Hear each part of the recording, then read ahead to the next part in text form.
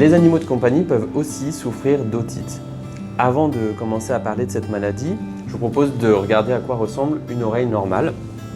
Donc, sur une oreille normale, on va avoir une partie externe, le pavillon auriculaire.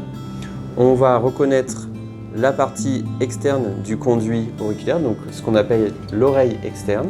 On distingue la membrane tympanique qui permet de faire la limite entre l'oreille externe et l'oreille moyenne, que l'on voit ici, qui est une caisse de résonance. Chez un animal qui présente une otite,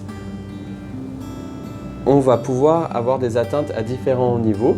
Cela peut concerner donc le pavillon auriculaire, le conduit externe ou l'oreille moyenne. Comme on le voit sur cette illustration, on a une rougeur, on a de l'inflammation qui se situe à différents niveaux possibles de l'oreille et parfois cela se traduit par la présence de liquide, ça peut être du cérumen, ça peut être du pus. En général, on le voit à l'entrée de l'oreille, mais parfois c'est assez difficile à voir puisque ça se situe derrière le tympan. Et donc c'est plutôt l'oreille moyenne qui va être remplie de sécrétions. Plusieurs choses peuvent être à l'origine d'otite, on a énormément de causes possibles.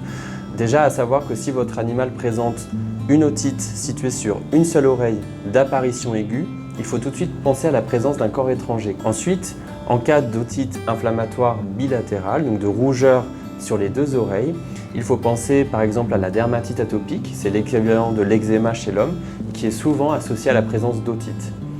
Parfois encore, ça peut être juste un problème de conformation, c'est-à-dire que certaines races ont des conduits un peu déformés, des problèmes de malformation congénitale à cause de la sélection de ces races. C'est par exemple le cas avec le Shar-Pei ou certaines races de bulldog. Contrairement à ce qu'on rapporte en médecine humaine, ce n'est pas forcément une maladie qui concerne uniquement les jeunes animaux, on le retrouve à tout âge. À quel moment il faut penser à une otite? C'est lorsque votre animal secoue la tête, présente du grattage au niveau de l'oreille ou se frotte directement l'oreille sur le sol ou sur des supports.